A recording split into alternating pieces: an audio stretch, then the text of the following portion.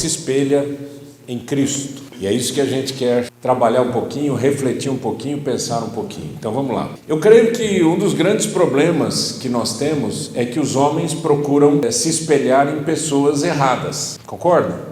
Não só os homens, a população em geral. Mas os homens confundem hombridade com domínio, dureza e controle. Esse é um erro muito grande.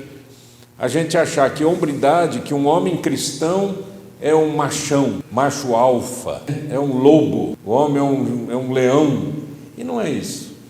Hombridade é você entender quem Deus, ou melhor, como Deus fez você e qual é o propósito de Deus para a sua vida, né? Outros confundem humildade com omissão, passividade, fuga. Cristo não chama o homem para caricatura, mas para maturidade. O Evangelho não destrói a masculinidade, ele a redime. Isso daí é apenas para chamar a atenção da gente, para a gente pensar um pouquinho o que é que significa um homem que se espelha em Cristo. Se a gente não se espelha em Cristo, o problema é que a gente se espelha em alguém. Você nunca vai não se espelhar em ninguém, certo? E quando a gente se espelha em alguém, você começa a copiar, muitas vezes, a ética da pessoa. Você copia o comportamento daquela pessoa. Você começa a ouvir aquela pessoa. E isso é uma forma perigosa, né, da gente viver. Olha só o Salmo 146, versículo 3, diz assim: não confiem em príncipes, nem nos filhos dos homens, em quem não há salvação. Não confiem em príncipes, nem em filhos dos homens, em quem não há salvação. Ou seja, onde você coloca errado o seu descanso, você descansa erradamente em alguém. O que é hombridade cristã? Hombridade saudável é a masculinidade submetida a Cristo, expressa em responsabilidade, serviço, coragem, domínio próprio, amor sacrificial. O homem cristão não é diferente de um outro homem que não crê. O que ele tem são propósitos diferentes, obviamente. Para onde eu estou indo? Quem eu sou? Qual a minha identidade? Para que Deus me chamou? O que isso significa no dia a dia?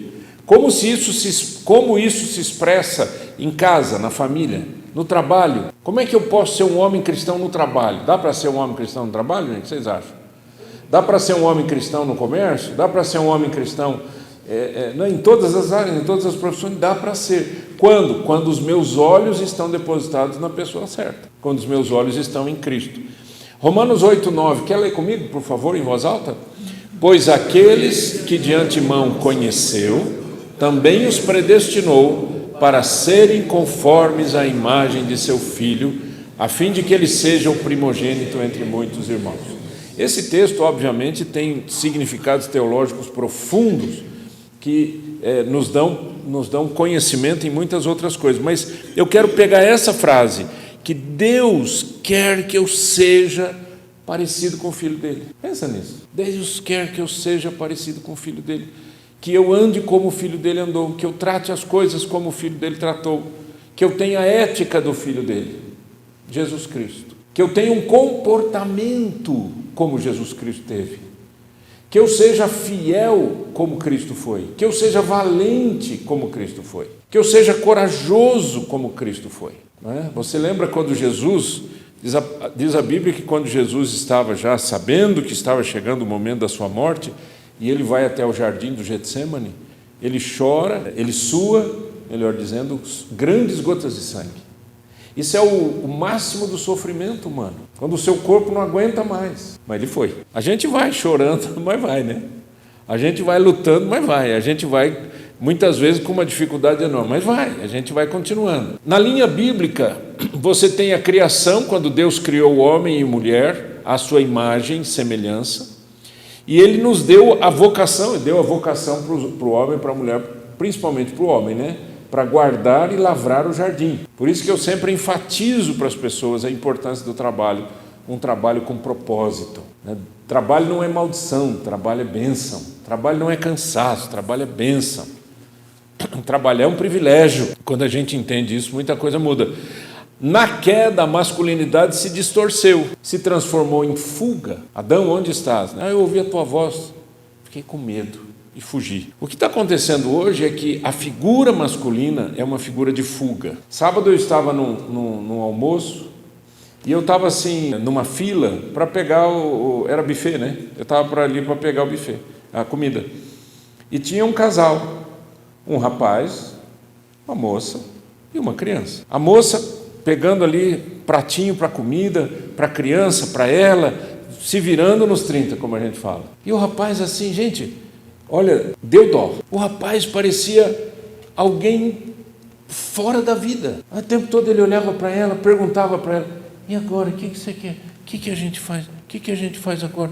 O que não sei o que? Eu falei, gente, que isso? Que mulher que admira um homem assim? Era o marido dela.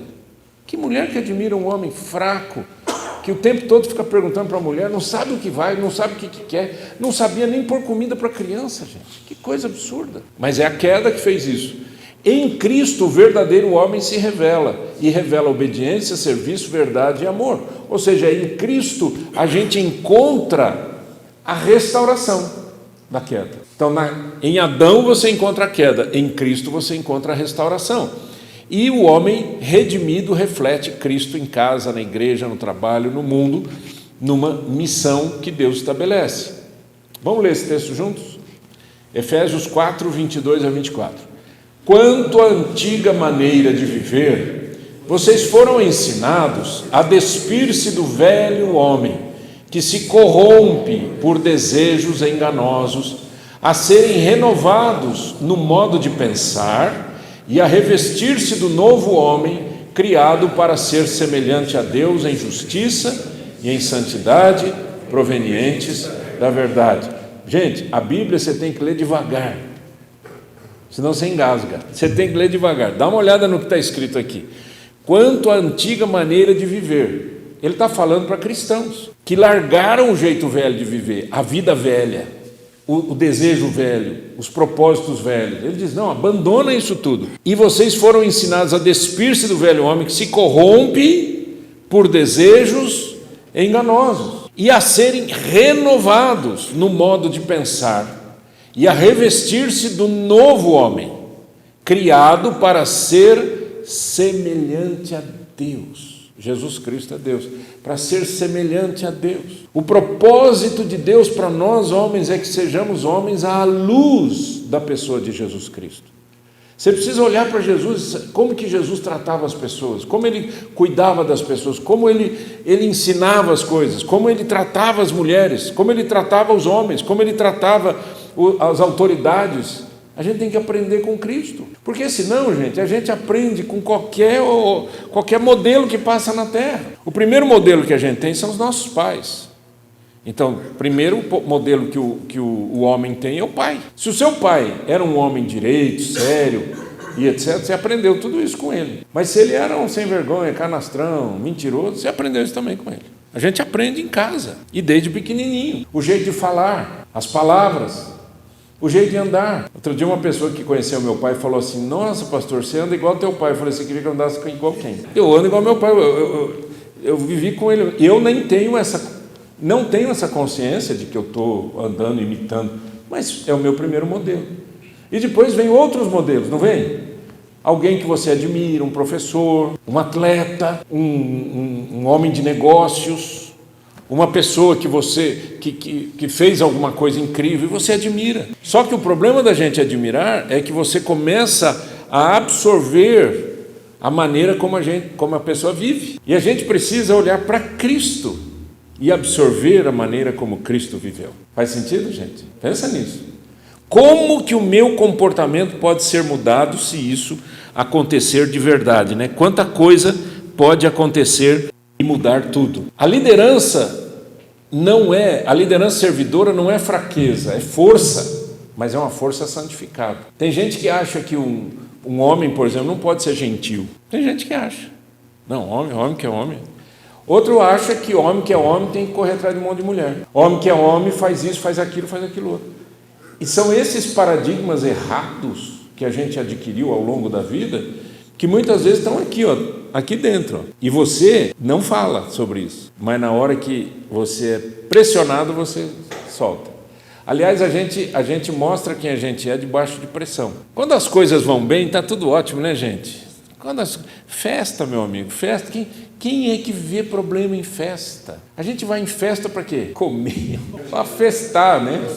Para curtir, para conversar com as pessoas, sei lá. Você não fica falando de problemas, né? Por isso que a Bíblia diz, melhor ir à casa onde há luto do que ir à casa onde há banquete, porque na casa onde há luto, você vê o fim de todas as coisas.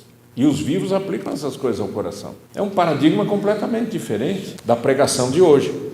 Então, o Cristo, o homem que se espelha em Cristo, ele não domina, ele rejeita a tirania, manipulação, autoritarismo. Ele serve, ele assume responsabilidade pelo bem do outro. Um homem cristão é um homem responsável. Ele é responsável pela sua casa, responsável pelos seus filhos, pelos seus netos. Meus filhos são grandes, saíram de casa, já são casados, têm os seus filhos, e eu continuo responsável pelos meus filhos. Porque a vida de cada um deles, para mim, é muito preciosa. Eu oro por eles. Eu e minha esposa oramos pelos nossos filhos, oramos pelos nossos netos. Nós queremos a bênção de Deus sobre eles, né? E eu quero que eles continuem olhando para mim e me vendo como um servo de Deus. Eu não quero que eles olhem para mim e falem assim, velho, ó o velho. Não, eu quero dizer, é um homem de Deus, né? Responsabilidade, é alguém que serve, é alguém que se entrega, usa força e posição para proteger, curar e levantar, ou seja, é alguém que vive nessa vida para ser um apoio para aqueles que precisam. Quem que se apoia em você? Pensa nisso. Quem se apoia em você? Quem admira você? Seus filhos te admiram? Sua esposa te admira? Seus amigos te admiram? Marcos 10, 42 a 45 diz assim, Jesus os chamou e disse, vocês sabem, falando com os discípulos, né? Vocês sabem que aqueles que são considerados governantes das nações as dominam, e as pessoas importantes exercem poder sobre elas. Não será assim entre vocês. Ao contrário, quem quiser tornar-se importante entre vocês deverá ser servo. E quem quiser ser o primeiro deverá ser escravo de todos, pois nem mesmo o Filho do Homem veio para ser servido, mas para servir e dar a sua vida em resgate por muitos. Esse é o exemplo de Cristo. Você quer se espelhar em Jesus? Você tem que se espelhar nisso. Eu não aguento mais essas mensagens que tem nas igrejas, fora da igreja, na internet, não sei o quê, aquela coisa que é pura autoajuda, sabe? Aquele negócio de você é vencedor, você é fantástico, você é lindo, você é isso. Você não é nada disso. Você é um pecador sem vergonha que precisa da graça de Jesus. Não é? Não fala em coach porque eu sou coach. Mas eu entendi perfeitamente, fica tranquilo. É o que se diz por aí, né? Que isso é uma mensagem de autoajuda. E muitas vezes essa mensagem de autoajuda está no púlpito. E a mensagem de autoajuda pode até te ajudar para algumas coisas, mas o que a gente precisa é de uma nova identidade, fala a verdade. Por isso que Jesus disse, quem não nascer de novo não pode entrar no reino de Deus. Quem não nascer de novo não pode ver o reino de Deus. Você não enxerga uma vida nova se você não nascer de novo, não nascer de Cristo, não nascer da salvação, não nascer E sabe como é que a gente recebe a salvação? Através do quê? Começa com o quê, perdão? Sabe como é que começa? Com arrependimento. Ninguém é abençoado chegando na presença de Deus dizendo assim, Senhor, olha eu aqui, eu sou legal, eu sou bacana, eu sou isso, eu sou aquilo. Você chega e diz, Senhor, eu sou um pecador, preciso da tua graça. Arrependimento verdadeiro. E é isso que faz Jesus dizer, por exemplo, olha, vocês querem serem alguém na vida? Vocês querem ser importantes? Sirvam. Quer ser importante? Sirvam. E se vocês querem ser o primeiro, seja o escravo. Essa não é a mensagem que esse mundão aí tem aí para nós, não, né? Não é verdade? É o contrário disso, né? Outra coisa, nós fomos chamados para prover. Eu fico tão triste quando eu ouço, às vezes a gente ouve aconselhamento, tudo, ou a mulher ou os filhos dizem que o pai não liga para eles, não liga para as necessidades. A mulher diz, meu marido não liga para as minhas necessidades, né? Ele gasta no carro dele, mas não deixa eu fazer unha, porque acha que vai gastar. O homem precisa ser um provedor da casa. A mulher foi para o mercado de trabalho porque os homens falharam em serem provedores. As mulheres abandonaram os filhos para ir trabalhar fora porque os homens não foram provedores, não foram responsáveis o suficiente para cuidar da casa, para cuidar da família. Então essa visão, provisão material, provisão espiritual, até aqui a gente ainda até vai, né? Provisão material, né? Mas provisão moral, você é o espelho para os seus filhos. O apóstolo Paulo disse assim, olha, presta atenção, sede meus imitadores como eu sou de Cristo. O padrão está em Cristo, mas ele tinha tanta certeza que ele vivia uma vida de acordo com o padrão de Cristo, que ele dizia, olhem para mim. Seus filhos vão olhar para quem? Suas filhas vão olhar para quem? Elas estão olhando. Elas estão olhando para homens que são homens fracos, efeminados. É isso que está aí na mídia, gente. É o que está na mídia. E, infelizmente, aqueles homens firmes, direitos, éticos, onde é que eles estão? Somos nós, precisamos ser. Não estou falando que somos só nós, vocês estão entendendo o que eu quero dizer. Provisão espiritual, oração, palavra, presença diante da família. Alguém da sua família já viu você fazer oração? Já viu você clamando ao Senhor? Orando com a família, chamando todo mundo, dizendo, vem aqui, vamos orar, vamos ler a palavra. Proteção integral, cuidado físico, emocional, relacional e espiritual. Deus chama a gente para sermos provedores na nossa casa.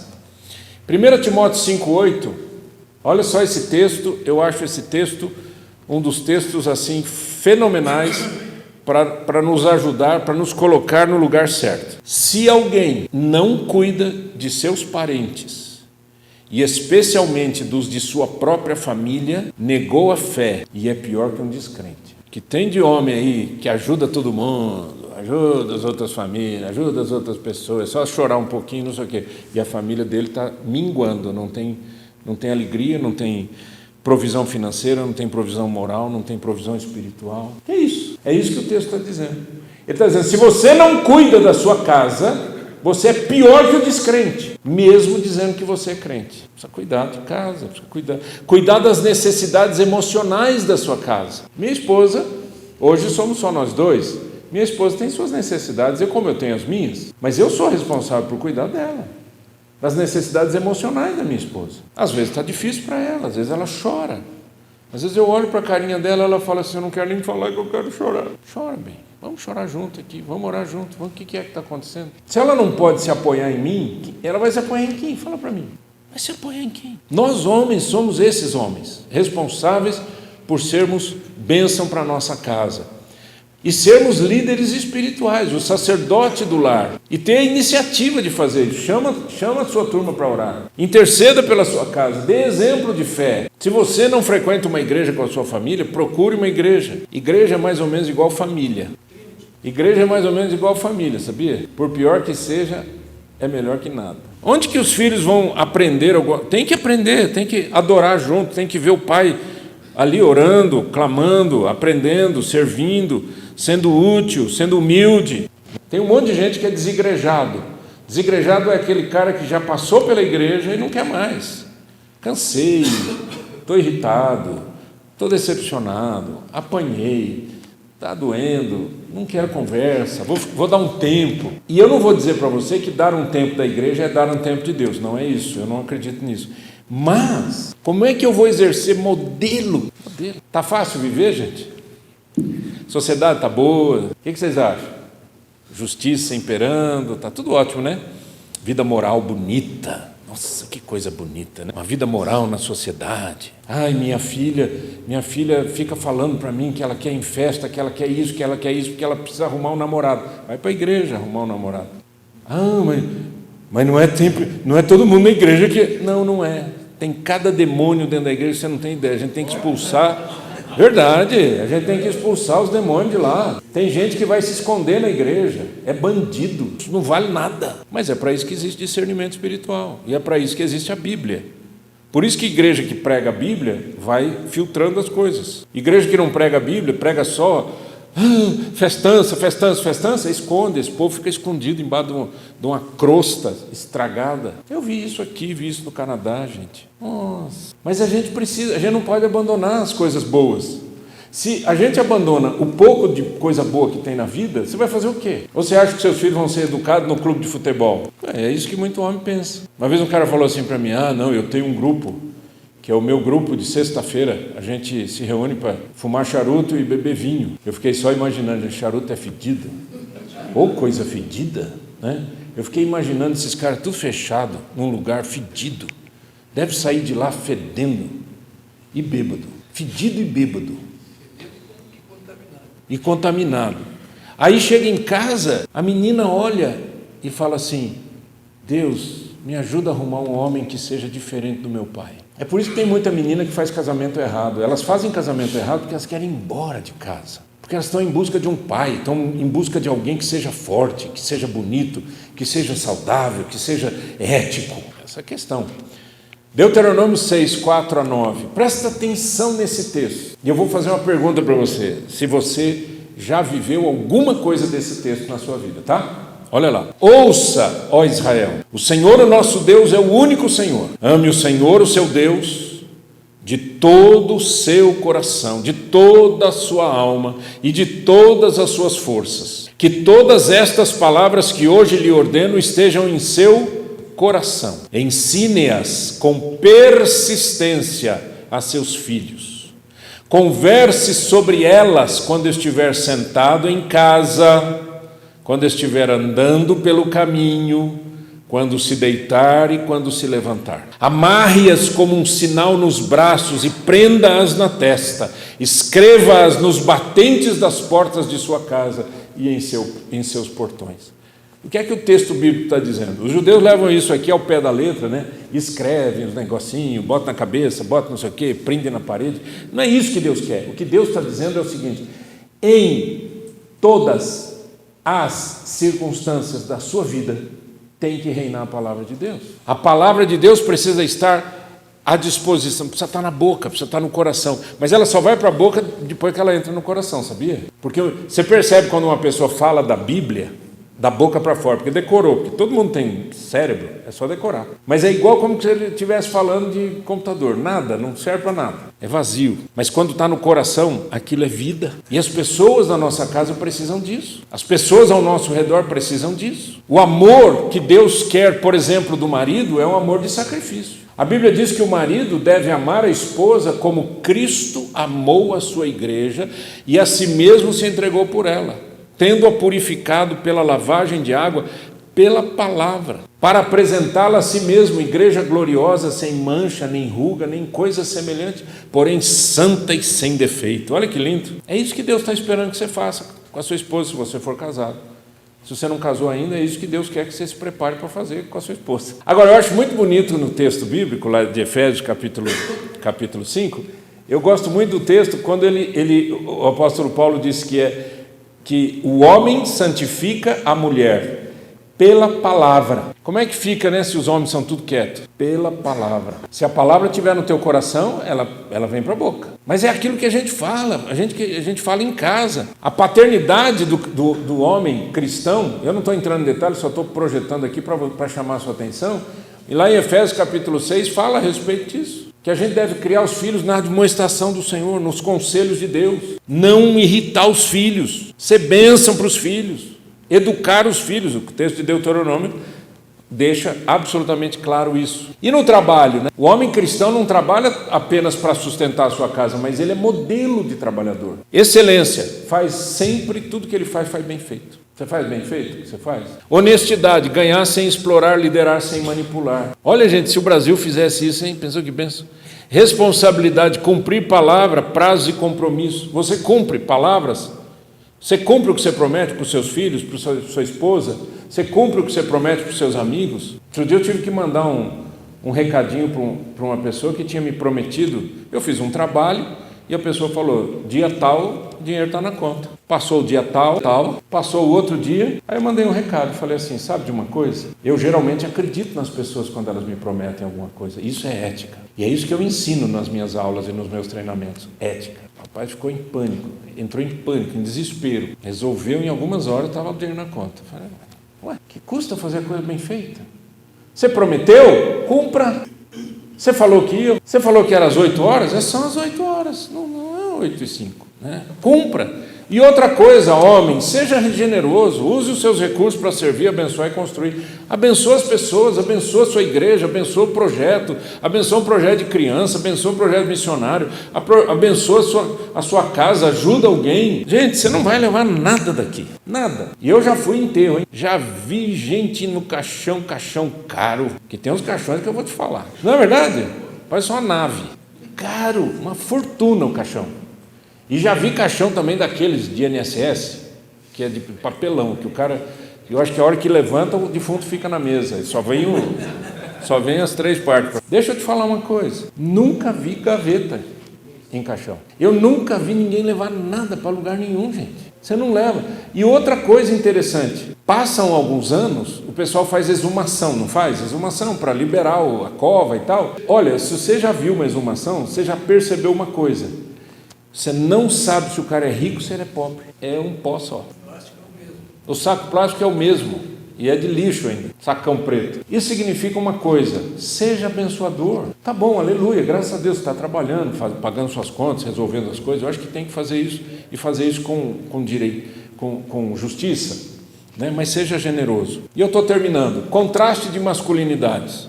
A masculinidade distorcida pelo pecado foca em quê? Domínio, aparência, poder, ser servido, ser obedecido, ser forte para intimidar os outros, né? Reprime emoções e vulnerabilidades, foge da responsabilidade quando é confrontado. E o homem de Deus foca em serviço e responsabilidade, sacrifica-se para servir os outros. Isso aqui é uma das coisas mais incríveis que eu acho. Uma vez eu estava vendo uma pessoa falando sobre liderança, não é nem cristão, falou assim: ser líder é sacrificar-se pelos outros. Olha, e a Bíblia ensina isso o tempo todo para a gente. Usa a força para proteger e não para intimidar. Sente, chora, discerne, age com domínio próprio, assume falhas, submete ao tratamento de Deus. Homem de Deus leva Deus a sério. Homem de Deus olha para Cristo. Homem de Deus se espelha em Jesus. Eu lá estou preocupado com Elon Musk, com Donald Trump, com Bolsonaro, com Lula. Eu estou preocupado com esses caras. Se esses caras não se converteram, vão virar tudo para o inferno. Tem que lembrar disso. Eu estava conversando com a minha esposa, nossa, bem, como é que as coisas estão, né, não sei o quê. Eu falei, gente, vamos levar a sério uma coisa. Se o ser humano não se converte, não muda. Ora, se a única maneira de uma pessoa mudar é conversão, por que a gente está gastando tempo com outras coisas e não está evangelizando? Bom, qual que é a sua resposta hoje? O que você quer fazer? Como você quer agir? Que homem você quer ser? Fique em pé, vamos orar. Deus eterno, em nome do Senhor Jesus Cristo, a minha oração é que cada um de nós, como homens aqui, cada homem aqui, seja um homem de verdade, um homem de valor, um homem justo, um homem que não faz isso para mostrar para os outros, mas ele faz isso porque ele olha para Cristo. E olhando para Jesus, nós queremos imitar o Senhor, queremos viver como o Senhor, queremos andar como o Senhor, queremos ser parecidos com o Senhor. Dentro da nossa limitação, é verdade, mas queremos ser homens de verdade. E homens que façam, que cooperem para as mudanças na sociedade por uma vida justa, uma vida ética, uma vida séria, uma vida comprometida com a verdade. Dá-nos graça, Senhor, e força é a minha oração em nome de Jesus. Amém.